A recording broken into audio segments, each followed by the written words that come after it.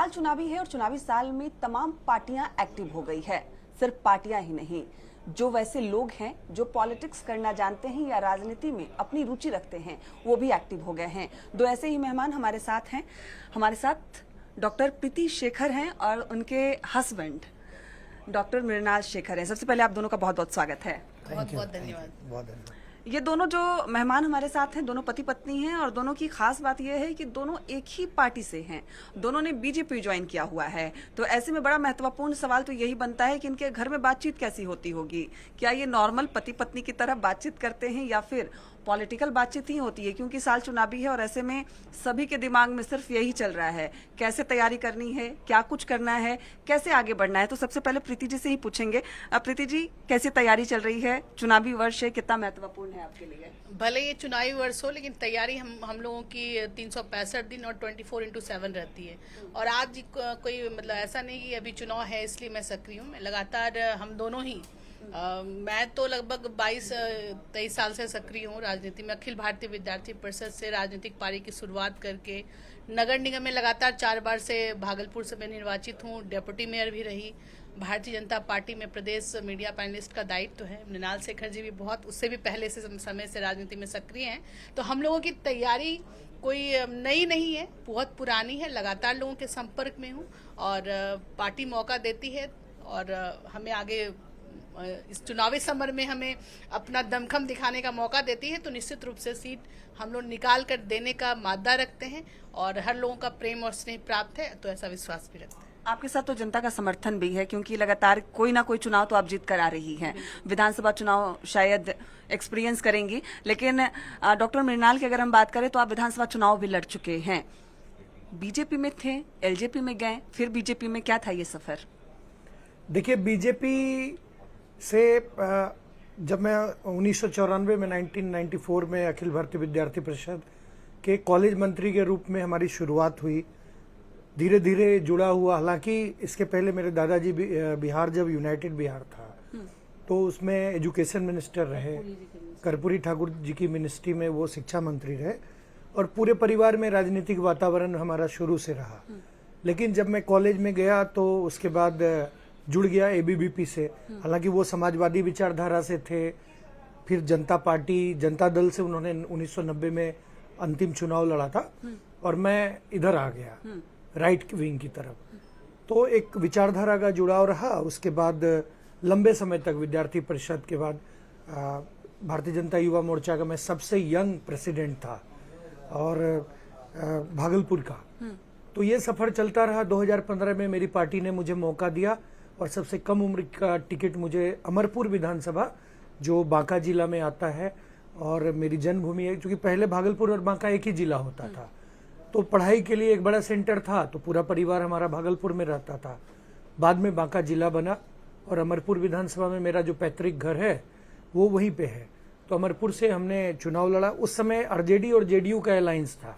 2015 में कुछ मुद्दे ऐसे हुए जिसकी वजह से वो चुनाव, हालांकि लगभग 62,000 मत आए, तो बहुत अच्छा रहा। लोगों का बहुत भरपूर आशीर्वाद मिला। थोड़े से मतों से नहीं जीत पाया। फिर वो 5 साल का सफर, पूरी मेहनत। 8 नवंबर 2015 को परिणाम आया था। मैं 10 नवंबर 2015 से मैं ग्राउंड पे था।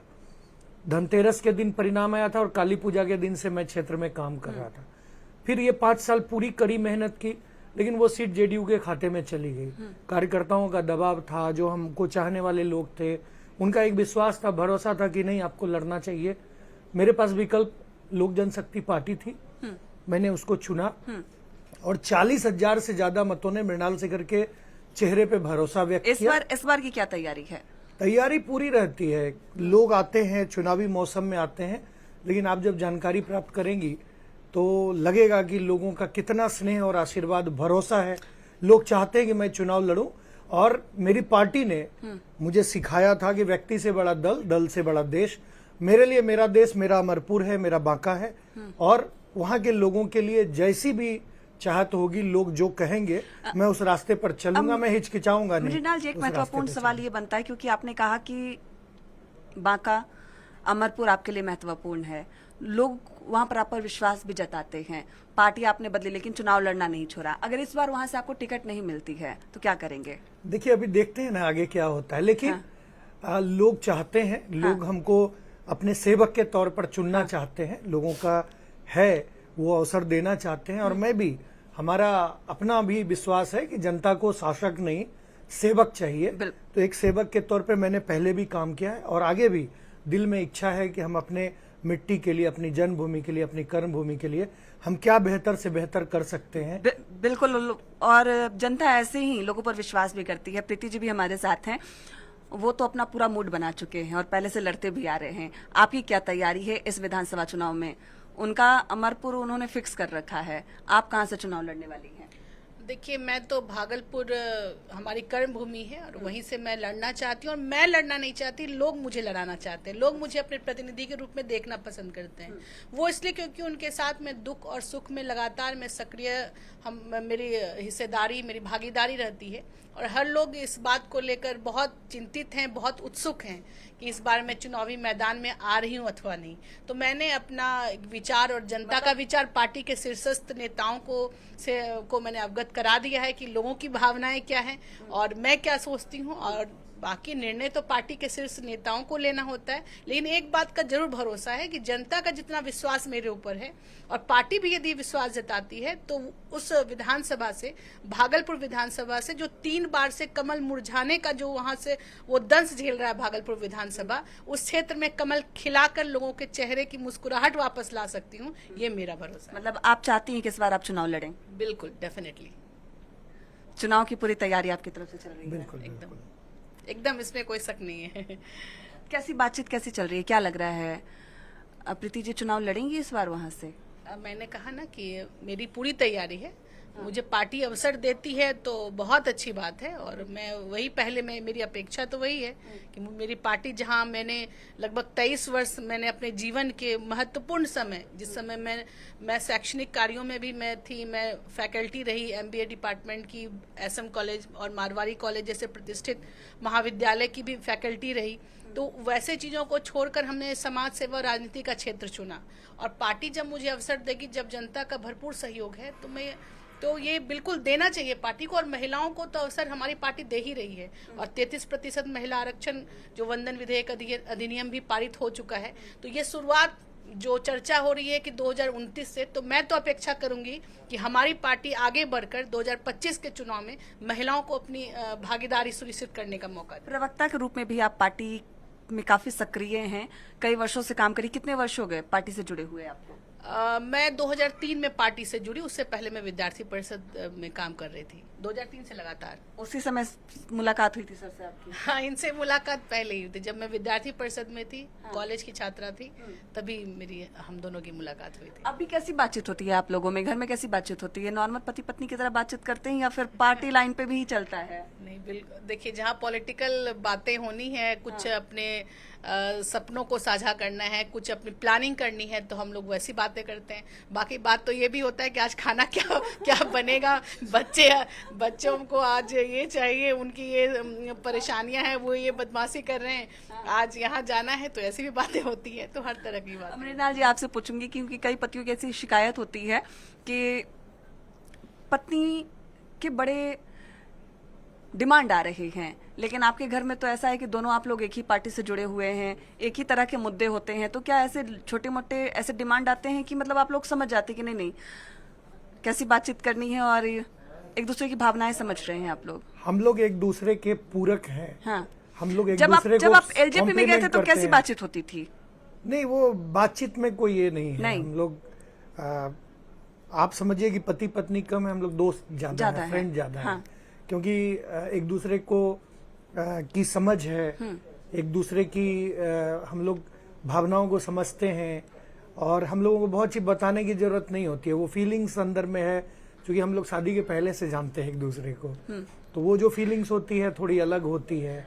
जो तो आप लोगों का पॉलिटिकल नेचर है, जिस तरीके से आप लोग पार्टी से जुड़े हुए एक अच्छा लंबा अरसा हो गया है, यही वजह थी आप लोगों की शादी करने की?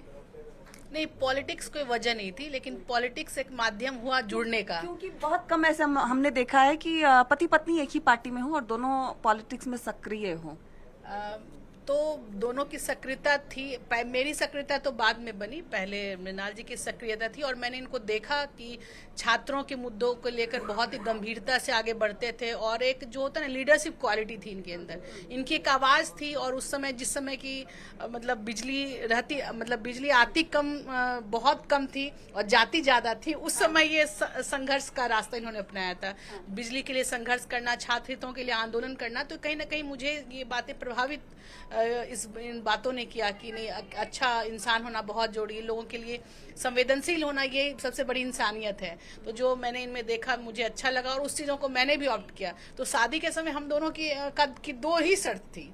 मुझे ना शिक्षा जगत से जुड़कर रहना, मेरा एकेडमिक फील्ड था, मुझे पढ़ना लिखना बहुत पसंद था, और मैं बहुत गोल्ड मेडलिस्ट भी रही, मैं स्कूल में टॉपर भी रही, और बहुत अच्छा परफॉर्मेंस रहा। और मृणाल जी को राजनीति में बहुत ज़्यादा रुचि थी, तो हम दोनों की एक ही शर्त थी। मेरी शर्त थी कि आप जो है ना अपनी पढ़ाई लिखाई को भी जारी रखेंगे, अच्छा वो डिग्री और नॉलेज भी होना चाहिए, राजनीति में है तो भी। और इनकी भी ये शर्त थी कि तुम भी मतलब राजनीति में सक्रिय भागीदारी सुनिश्चित करोगी। तो हम दोनों ने एक दूसरे का ख्याल रखा। आपने पूरा ख्याल रखा है, एकदम सक्रिय हो गई। और इन्होंने भी ख्याल रखा है। हम दोनों ने शादी के बाद ग्रेजुएशन किया, फिर पीजी की पढ़ाई की, पीएचडी किया, लॉ की डिग्री ली। एक डिग्री हमसे ज़्यादा लिए, लेकिन हम दोनों ने साथ मिलकर पढ़ाई भी की और साथ मिलकर राजनीति भी कर रहे हैं। मतलब आपने भी पूरा ख्याल रखा है, जैसे इन्होंने एजुकेशन पे फोकस किया तो आप एक डिग्री ज्यादा लेकर आए। हाँ बिल्कुल, लगा कि भाई एक थोड़ा सा तो ऊंचा रहना ही चाहिए। जो पति वाला फीलिंग है वो तो हमेशा आना ही चाहिए।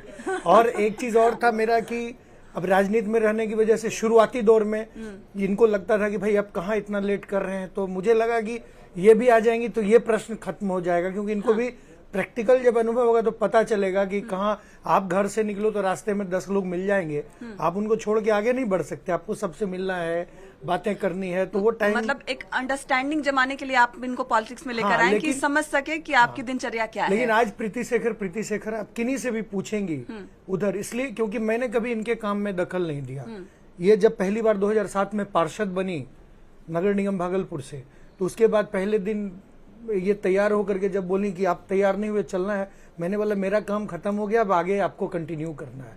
धीरे धीरे इन्होंने अपने निर्णय लेने शुरू किए, अपना काम संभाला।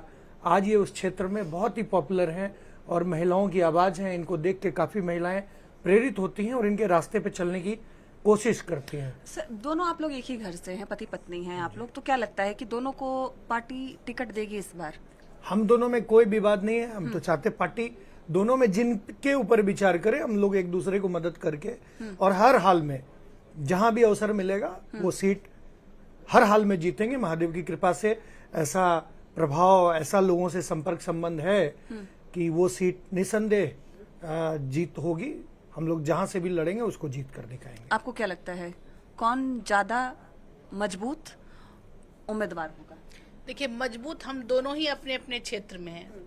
अन्य जो भी अगर किसी एक को मौका मिले, ऐसे तो आप लोग दोनों तैयारी कर रहे हैं, लेकिन अगर ऐसा हो कि नहीं, पार्टी की तरफ से हो कि नहीं, एक परिवार में एक ही को टिकट मिल सकता है, तब ऐसे में ज्यादा किस पर विश्वास जताया जा सकता है? देखिए, इस बात को लेकर मेरे अंदर कोई द्वंद्व नहीं रहता है। राजनीति में मेरे से पहले मृणाल जी आए हैं और उनके ही मार्गदर्शन में, और या कहिए उनसे ही प्रेरित होकर मैंने राजनीति के मार्ग को चुना।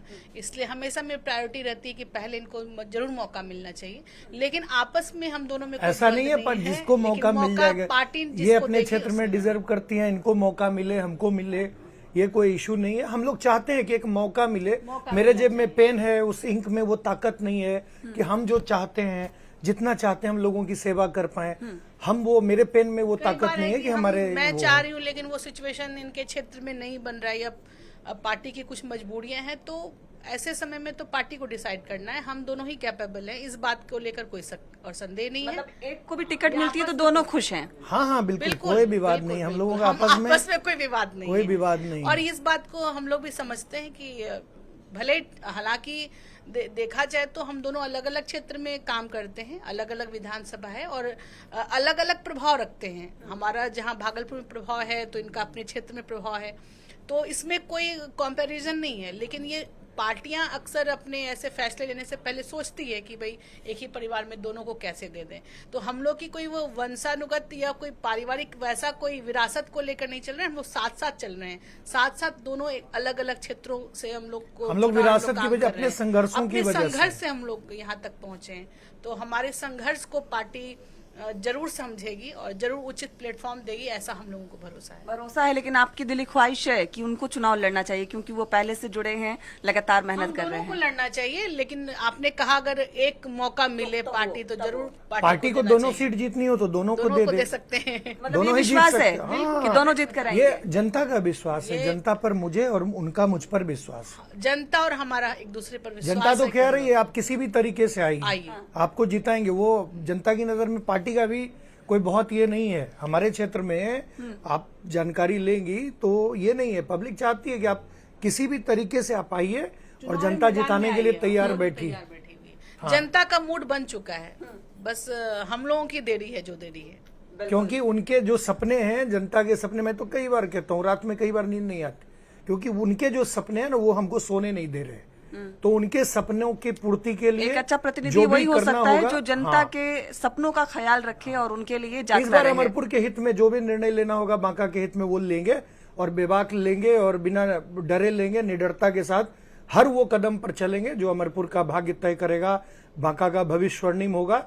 जिस में वो बढ़ता हुआ अमरपुर, बढ़ता हुआ बांका, जिस चीज में निहित होगा वो हर निर्णय लेंगे। बिल्कुल, तो अपने स्लोगन के साथ तैयार हैं, अपनी पूरी तैयारी इन्होंने कर ली है, एक भागलपुर से, एक बांका के अमरपुर से, और अपनी तरफ से इनकी ग्राउंड जो तैयारी है वो कंप्लीट है। बस इंतजार है कि कब इनके नाम पर मुहर लगे, कब इन्हें टिकट मिले, क्योंकि जनता का समर्थन है। और ये भी सो नहीं पा रहे हैं क्योंकि वहां की जनता चाहती है कि ये लोग कैंडिडेट बने, ये लोग जीत कर आए और उनके सपनों को साकार करें।